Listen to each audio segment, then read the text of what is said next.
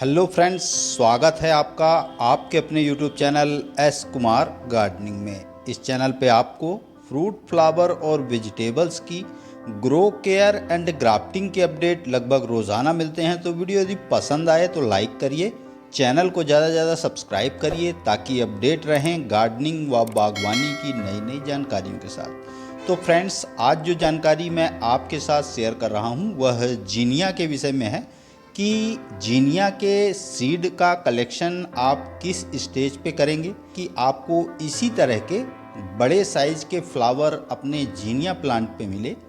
जीनिया के पौधे को आप इसके सीड से आसानी से उगा सकते हैं और इसे सर्दियों में और गर्मियों में दोनों टाइम पर उगा के अपने गार्डन में इसकी फ्लावरिंग का आनंद ले सकते हैं। तो देखिए, ये अब लास्ट स्टेज है, कुछ ही पौधे अब बचे हैं जिन पे फ्लावरिंग अभी बाकी है और ज़्यादा से ज़्यादा पौधे मैंने अपने गार्डन से हटा दिए क्योंकि अब उन पे फ्लावरिंग ख़त्म हो चुकी है। उनके सीड को मैंने कलेक्ट कर लिया है और आज उसी के सीड को कलेक्शन की जानकारी आपके साथ शेयर करूंगा कि आपको जीनिया के फ्लावर से किन सीड्स को कलेक्ट करना है और किन सीड्स को कलेक्ट नहीं करना है, ताकि क्योंकि जीनिया के एक ही फ्लावर पर सिंगल पैटर्न और मल्टी पैटर्न दोनों तरह के फ्लावर सीड होते हैं।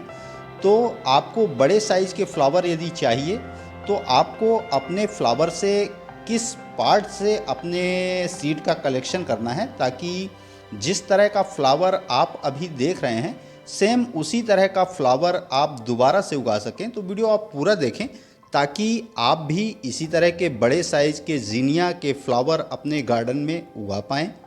तो जीनिया के कई अपडेट मैंने आपके साथ शेयर किए थे, उसमें उसकी केयर, फर्टिलाइज़र और उसके पेट्स कंट्रोल के विषय में जानकारियाँ थी।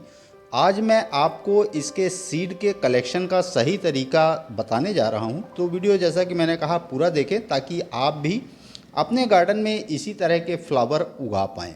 तो देखिए, जीनिया के सीड जब भी आप कलेक्ट करें तो उसके फ्लावर को पूरी तरह से प्लांट पे ड्राई होने दें। उसके पश्चात ही आप उस फ्लावर को उस पौधे से तोड़ के अलग करें। जीनिया के पूरे फ्लावर में आपको हर जगह के सीड नहीं लेने हैं, सिर्फ निचले हिस्से की पंखुड़ियों को ही कलेक्ट करना है। इसी से आपको अपने जीनिया में जो सीड आप लगाएंगे नेक्स्ट सीजन में, यानी कि जैसे अभी हमने विंटर के लिए उगाया था अब हम समर के लिए उगाएंगे, तो कौन से सीड आप लगाएं कि आपको भी बड़े साइज़ के जीनिया के फ्लावर आपके प्लांट पे आएँ। तो देखिए, नीचे नीचे से ही आपको इसकी पंखुड़ियों के सीड इस तरह से खींच के निकालने हैं। बीच का हिस्सा आपको छोड़ देना है। वहाँ पर ज़्यादातर जो मैंने अनुभव किया है अपनी 3 से 4 साल की बागवानी में कि एक ही प्लांट के पूरे फ्लावर यदि आप पूरी तरह से सीड कलेक्ट करें और उसको जर्मिनेशन उसका करें तो आपको दो तरह के फ्लावर, यानी कलर तो उनका सेम रहेगा मगर उनका पैटर्न बदल जाता है। जिस तरह मैरीगोल्ड में आप देखते हैं कि उसी एक ही प्लांट से एक ही फ्लावर से कलेक्ट किए गए सीड में सिंगल पैटर्न और मल्टी पैटर्न फ्लावर आते हैं, तो सेम प्रक्रिया जीनिया के साथ भी होती है। तो किस सीड को आपको रखना है और किस सीड को नहीं रखना है उसके विषय में भी जान लेते हैं। तो देखिए, पहले आपको सिर्फ नीचे नीचे की पंखुड़ियाँ ही अपने सीड कलेक्शन में शामिल करनी है। बीच की जो पंखुड़ियाँ हैं उनसे आपको सीड कलेक्ट नहीं करना है। देखिए, इस तरह से जैसे मैं निकाल रहा हूँ, किनारे से ही आपको इस तरह से जो किनारे की पंखुड़ियाँ हैं निचले हिस्से की, वहाँ से ही आपको अपने सीड कलेक्ट करने हैं। देखिए, बीच के हिस्से की सीड मैंने नहीं लिए हैं, इनको आप यूं ही निकाल के और आपको अलग कर देना है। तो देखिए, बीच के हिस्से के ये चपटे वाले सीड ही आपको कलेक्ट करना है। और एक दो तरह के सीड आपको इसमें दिखेंगे। एक सीड का आकार जो है वो कॉस्मस के सीड की तरह पतले साइज का होता है, उस सीड को आपको नहीं कलेक्ट करना है।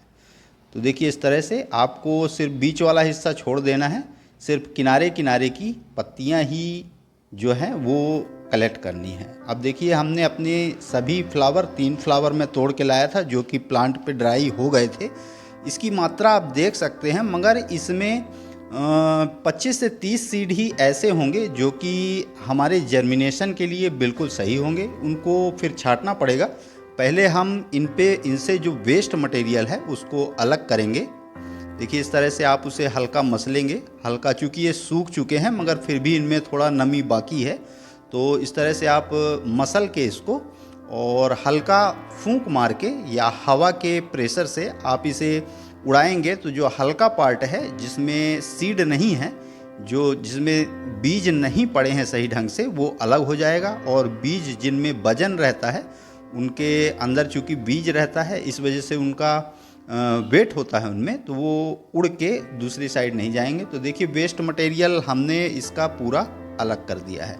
अभी जो बचा हुआ पार्ट है इसमें से भी ज़्यादा से ज़्यादा सीड खराब होंगे। जैसा कि मैंने कहा कि 3 प्लांट से मैं 3 फ्लावर मैं लेके आया, तो उसमें से बहुत हद है कि 30 से 35 सीड ही हमें मिलेंगे। बहुत से सीड मैंने कलेक्ट किए हैं, उनको भी मैं आपको दिखाऊंगा और तरीका भी आपको बता रहा हूं कि कौन सा सीड आपको रखना है और कौन सा। जैसे मैंने कहा कि निचली पंखुड़ियों से जो सीड आपको मिलेंगे वो इस तरह के चपटे से आपको दिखाई देंगे, और ज़रूरी नहीं कि सभी में बीज मैच्योर हों, कुछ में बिना बीज के भी पौधे रहेंगे। वो आप इस तरह मोड़ेंगे तो आपको पता चल जाएगा।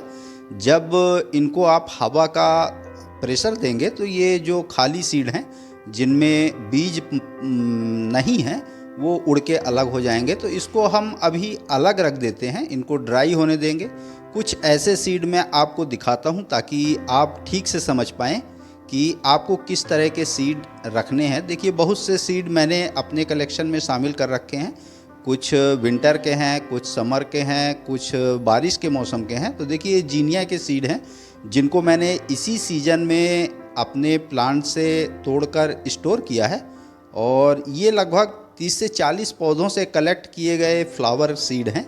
और देखिए कितनी थोड़ी सी मात्रा। तो ये जानकारी भी आप जाने रहिए कि जो समर में हम जीनिया उगाते हैं उसमें सीड्स ज़्यादा बनते हैं उसकी अपेक्षा जिनको हम विंटर में उगाते हैं।